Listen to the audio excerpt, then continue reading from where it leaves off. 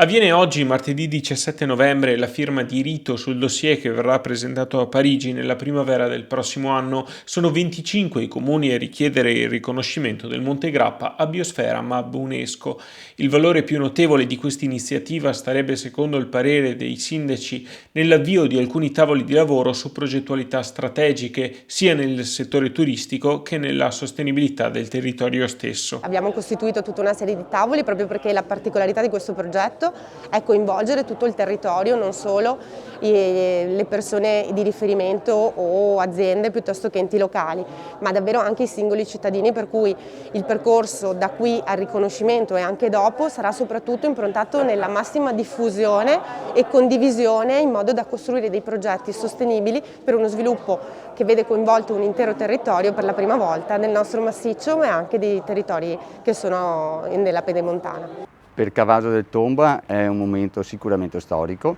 Noi siamo felici di essere qua in questo momento a rappresentare il nostro comune, che avrà la possibilità di vedere accrescere tutta quanta la filiera agroalimentare e la filiera turistica in un territorio che è sicuramente tra i più belli della Pedemontana dal punto di vista naturalistico. È una firma simbolica che dà corso a un percorso, a un progetto iniziato diversi anni fa a cui Pederobba ha partecipato convintamente. Per noi è una straordinaria opportunità e sotto il profilo turistico e sotto il profilo della sostenibilità ambientale. Abbiamo portato convintamente al tavolo di questa candidatura alcuni progetti per valorizzare ancora di più il nostro territorio, in particolare l'area del Monfenera e la Garzaia. Per Masera è il giusto completamento. Abbiamo già Villa Barbaro, sito UNESCO dal 1996, oggi tutto il territorio di Masera rientra nella riserva MAB UNESCO. Quindi valorizziamo non solo la villa ma anche le nostre colline e i nostri prodotti.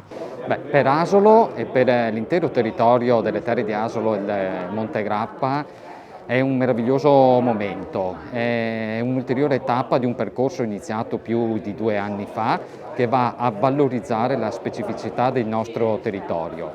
non solo con la tutela del paesaggio, dell'ambiente, della biodiversità, ma anche con la promozione delle eccellenze del nostro territorio, con la promozione e la ricchezza del nostro territorio e del turismo adesso legato nelle sue diverse sfaccettature. Per Possagno è un momento importante perché assieme anche a tutti gli altri comuni della Pedemontana vediamo valorizzato quello che è il nostro territorio. È un'occasione questa per far mettere in luce le bellezze che abbiamo nel nostro territorio, non solo culturali ma anche paesaggistiche e anche di personalità che si trovano nel comune di Possagno. Anche per noi, nonostante la discreta lontananza dal Monte Grappa, il sentire è molto forte, molto vicino, perché ovviamente noi come comune pedemontano facciamo parte di questo ecosistema integrato che sicuramente porterà un valore aggiunto a tutti i territori, ma soprattutto un valore aggiunto dato dal fatto che così tanti comuni